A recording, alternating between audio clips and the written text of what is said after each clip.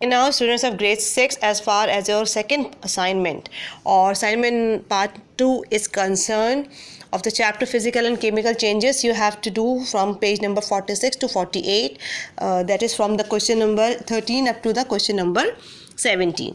आप question number 12 तक assignment number 1 के साथ कंप्लीट कर चुके हैं, ठीक है ना। अब आज से क्वेश्चन नंबर 13 को इस चैप्टर के असाइनमेंट के साथ या इस पार्ट के यानी क्योंकि हमने बताया था कि फिजिकल एंड केमिकल चेंजेस जो है हम उसको 2 स्टेजेस में या 2 पार्ट्स में कंटिन्यू करेंगे।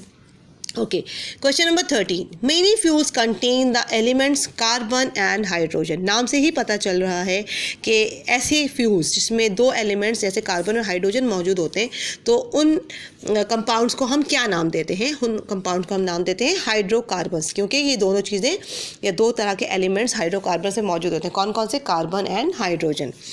अच्छा जी, नाम बताइए उस गैस का। Name the gas produced when carbon Burns in a good supply of oxygen. बहुत आसान सी बात है कि कार्बन और ऑक्सीजन को जब आप आपस में कंबाइन करके दोनों को बर्न करेंगे तो कौन सी गैस प्रोड्यूस होगी? CO2, लाजमी बात है। तो आप उसको चाहे तो नाम के साथ लिख लें, चाहे उसका फॉर्मूला लिख लें। When hydrogen burns in oxygen, water vapours या H2O is produced. Write a word equation for this reaction. आपने उसको इक्वेशन की शक्ल में बनाकर लिखना है, यानी एक तरफ आपने क्या दिखाना है, कौन सी गैस है? ऑक्सीजन, और दूसरी तरफ कौन से है? हाइड्रोजन, ठीक है ना। तो जब हम हाइड्रोजन और ऑक्सीजन को कंबाइन करते हैं तो लाजमी बात है हमें वाटर वेपर जो है वो हासिल होती है as a by product. Then this reaction can also be summarized up using our equation with symbol. The symbol equation below sums up. अब यहाँ पर आपके सामने जो है वो इनबैलेंस्ड थोड़ी सी इक्वेशन लिखी हुई है, आपने बैलेंस करना है। बैलेंस का मतलब ये होता है कि इसमें जो आपको कंपोनेंट लेफ़्ट साइड पर हो रहा है वही number of components right side पर होने चाहिए। जैसे H2 है प्लस O2 है, जबकि रिएक्टेंट प्रोडक्ट में आपको दे रहे हैं H2O।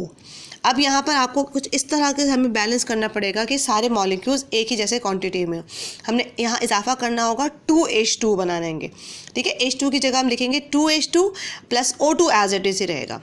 जब हम फाइनली, क्योंकि इसमें 2H2 प्लस O2 का मतलब ये हो गया कि फाइनल प्रोडक्ट आ रहा है 2H2O, और 2H2O का मतलब होगा कि हाइड्रोजन के 4 और ऑक्सीजन के 2 एलिमेंट्स ही 2 एटम्स मौजूद है। तो इसी वजह से उस रिएक्टेंट के थोड़ी सी टर्मिनोलॉजी है, थोड़ा सा हम उसको बैलेंस करते हैं। ये नेक्स्ट क्लास में ज़रा ज़्यादा इसको डिटेल में पढ़ाया जाता है। वैसे इस वक्त इतना इंपॉर्टेंट नहीं है, लेकिन थोड़ी सी बैलेंसिंग आपके लिए नो हाउ हो जाएगी इस तरह से। अच्छा जी, अब है क्वेश्चन नंबर 14 में एक रेक्टेंगुलर बॉक्स है और उसमें कुछ वर्ड्स गिवन है। सोच समझ के आपने A से लेकर G तक ब्लैंक्स हैं, उसको सेंटेंसेस को इन ब्लैंक से फिल करना है।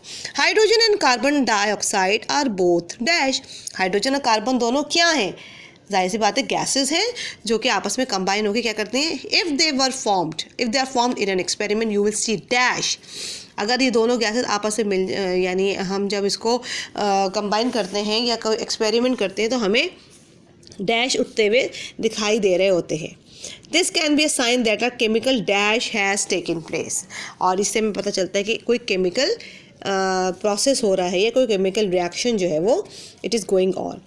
Other signs of the chemical reaction include an increase in the temperature if dash is released. अगर आपका कोई टेम्परेचर इंक्रीज़ हो रहा है तो उसका मतलब है क्या रिलीज होगी? गर्माहट, या कोई भी टेम्परेचर इंक्रीज़ होने का मतलब हीट जो है वो प्रोड्यूस हो रही होती है, या बाज़ औक़ात किसी भी चीज़ का क्या चीज़ जो है वो चेंज हो जाती है, जो कि हमें पता चलता है कि कोई केमिकल रिएक्शन जो है वो हुआ है।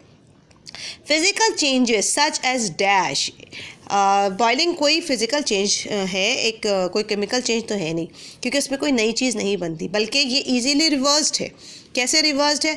क्योंकि जब आप पानी को या बॉइल्ड गर्म पानी को जब दोबारा ठंडा करते हैं या बिल्कुल स्टीम को, वाटर वेपर्स को हम ठंडा करते हैं, तो क्या हो जाता है? वो वापस वाटर मॉलिक्यूल्स में कन्वर्ट हो जाता है और इस प्रोसेस को हम क्या कहते हैं? कंडेंसेशन कहते हैं। The substances you start with are called dash and other a chemical reaction.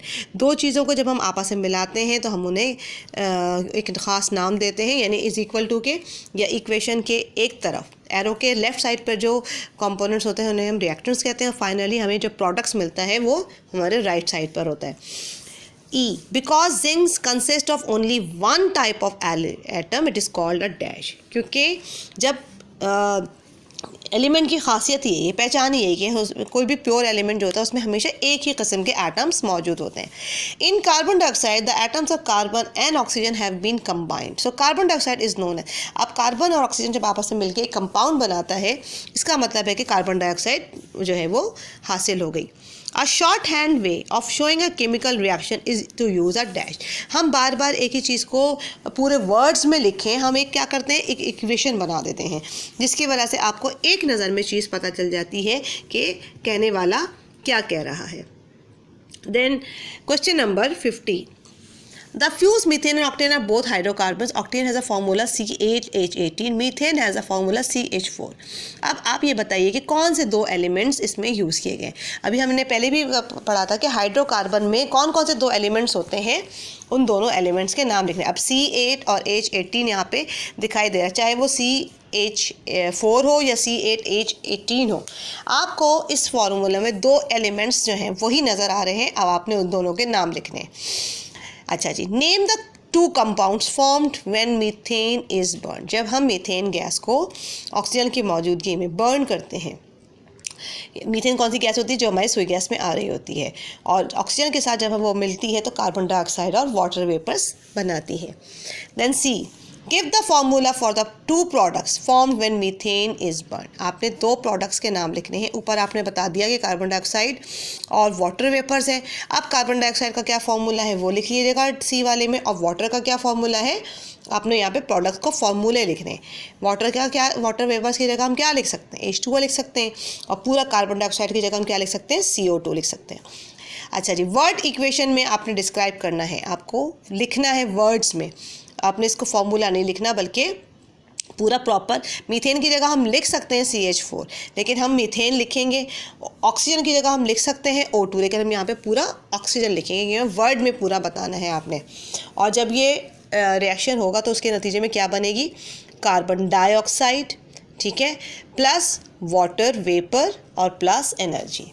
उसके बाद आ रहा है right a balanced symbol equation. अब यहाँ पर आपने जो चीज़ ऊपर लिखी है ना, उसी को आप क्या कर लेंगे, उसका सिंबल बना देंगे. मीथेन की जगह क्या लिखेंगे, CH4. ऑक्सीजन की जगह क्या लिख सकते हैं, 2O2, और ये क्या बन जाएगा, CO2, प्लस वाटर वेपर की जगह क्या लिखेंगे, 2H2O और प्लस एनर्जी. देन 5 है, इसका F पार्ट है. Why does the complete combustion of methane and octane produce the same product. अब ये बताइए कि चाहे वो मीथेन हो चाहे वो ऑक्टेन हो, प्रोडक्ट हमेशा सेम क्यों आता है.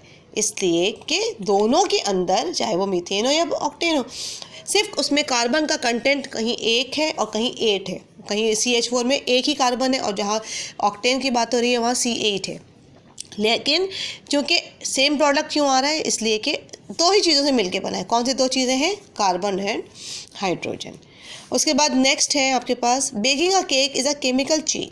Describe one change that happens during a chemical reaction. आप ये बताइए कि जब हम केक बेक करते हैं, क्यों हम उसको कहते हैं लाजमी ये केमिकल रिएक्शन है, क्योंकि बहुत सारी चीज़ें आप उसको मिलाते हैं, जैसे मैदा है, एग है, ऑयल है, बटर है, शुगर है. जब ये सारी चीज़ें आप ऐसे मिलकर एक केक बनाती हैं तो आप वापस सारी चीज़ों को अपने उसी नेचुरल या रॉ फॉर्म में वापस नहीं ला सकते. तो हम इसको कहते हैं ये केमिकल रिएक्शन है. लेकिन हम ये क्यों कहते हैं, कोई आप एक चेंज बताइए जो इस केमिकल रिएक्शन के दरमियान या केमिकल चेंज के दरमियान होता है. अब से भी बहुत सारी एग्जांपल्स हो सकती हैं. उसकी पूरी अपीयरेंस चेंज हो जाती है, चेंज ऑफ कलर पॉसिबल होता है, एक ख़ास किस्म की गैस उसमें प्रोड्यूस होती है. यानी बहुत सारे ऐसे केमिकल चेंजिंग हैं जो कि वो उसमें मौजूद होती हैं. आपने कोई सा भी एक चेंज लिखना है. आप चाहे तो चेंज ऑफ कलर लिख दें, चाहे आप गैसेस प्रोड्यूस लिख दें, या पूरा उसका स्ट्रक्चर ही चेंज हो गया है, उसके अपीयरेंस पूरी चेंज हो गई है, तो कोई भी पॉसिबिलिटी आप इसमें यहाँ पे लिख सकते हैं. Then the last question is question number 18. नहीं sorry, question number 17. Question number 17, अच्छा हाँ, इसका एक और बी पार्ट भी कर लीजिएगा. Why is baking powder added to the cake mixture. इसका एक क्वेश्चन आ रहा है क्वेश्चन नंबर 16 का ही. अगर आप देखें तो बी पार्ट का सेकंड क्वेश्चन देखिएगा, ठीक है. क्वेश्चन नंबर 16 का बी पार्ट का उसका मज़ीद सेकंड सब पोर्शन आप कह सकते हैं पेज नंबर 48 पर। Why is baking powder added to the cake mixture. ये एक आपके लिए नॉर्मल रूटीन का जनरल नॉलेज का सवाल है कि किसी भी केक में बेकिंग पाउडर हम क्यों डालते हैं। ये जहन में ज़रूर सवाल होता होगा और ये ऐड कर सकते हैं, लेकिन क्यों करते हैं, कभी ये सोचा, इसकी वजह क्या होती है, ये सोच समझ के आप खुद लिखिएगा या अपने किसी एडल्ट से हेल्प ले लीजिएगा कि हम बेकिंग पाउडर ही क्यों डालते हैं केक में, बगैर बेकिंग पाउडर के केक क्यों नहीं बनाते। अच्छा जी, उसके बाद क्वेश्चन नंबर 17 है last question. Ammonium chloride contains one element that is essential for the growth of plants, what is the name of that element. Ammonium chloride का फॉर्मूला लिखा हुआ है NH4Cl।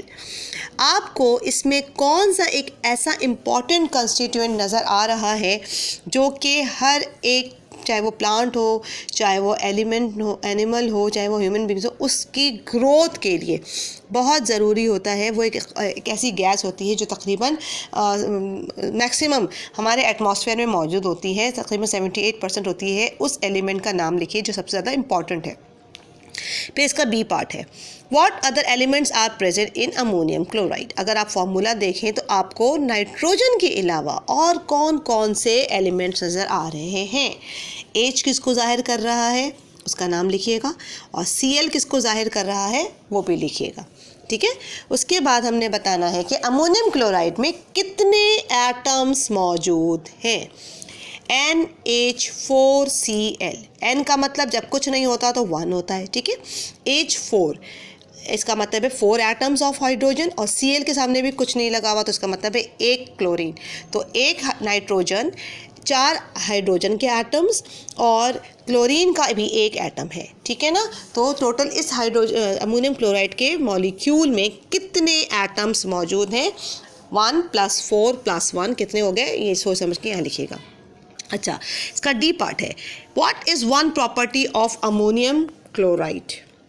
अमोनियम क्लोराइड की एक ख़ास खूबी लिखिए कि वो क्यों हम एज अ फर्टिलाइज़र यूज़ करते हैं। Because it is very important और it make it able to absorb by the plant roots. हम फर्टिलाइज़र्स ये खाद इसलिए डालते हैं कि ये आसानी के साथ प्लांट रूट्स जो हैं वो एब्जॉर्ब कर लेता है, ठीक है। प्लांट रूट आसानी के साथ इसको it is able to absorb by plant roots. फिर इसके बाद है कि क्यों डालते हैं fertilisers, because in order to increase yield of their crops. आपने ये चैप्टर में पढ़ा भी है कि जब हम फर्टिलाइजर डालते हैं तो प्लांट्स बहुत अच्छे ग्रो करते हैं, लेकिन हमें कॉन्सेंट्रेशन बहुत प्रॉपर रखनी पड़ती है। बहुत ज़्यादा डाल देंगे तो बहुत लंबे हो जाएंगे, कमज़ोर हो जाएंगे, मर जाएंगे, या बहुत कम डालेंगे तो भी नुकसान है। लेकिन इम्पॉर्टेंट इसलिए है कि ये हमारी कपास को या हमारी फसल की ग्रोथ को बहुत इंपॉर्टेंट रोल प्ले करता है, इसको ग्रो करने में हेल्प कर रहा होता है। और 2 इंपॉर्टेंट एडवांटेजेस, बल्कि डिसएडवांटेजेस लिखिएगा, ये हमने कॉपी में भी किया था, आपको याद होगा कि 2 इंपॉर्टेंट क्या डिसएडवांटेजेस है। एक तो ये कि ये अगर बहुत ज़्यादा डाल देंगे तो प्लांट्स वीक हो जाएंगे, और इसके अलावा बहुत ज़्यादा अगर आप डाल देंगे तो दूसरी जो ये बहकर जो है वो पानी के साथ बहकर या बारिश के साथ बहकर ये समंदर में आ जाएंगे, और इससे फिर पानी के जो प्लांट्स होंगे वो एकदम से बहुत ग्रो करना कर जाएंगे, और वहाँ की जो क्रिएचर होगी उसके लिए भी नुकसान पहुँचा सकती है, ठीक है ना। तो इस तरह से 2 पॉसिबिलिटीज़ हैं कि या तो प्लांट्स बहुत लंबे हो जाएंगे, ठीक है ना, और दूसरा ये है कि बहुत ज़्यादा लंबे हो जाएंगे और साथ साथ बहुत कमज़ोर हो जाएंगे। So that is all about for today's assignment. ये भी मेरे ख्याल में आसान है, इतना कोई मुश्किल नहीं है। बहरहाल अगर कोई मुश्किल फील हो रही हो तो आप पूछ सकते हैं। Okay, take care of yourself. अल्लाह हाफ़िज़।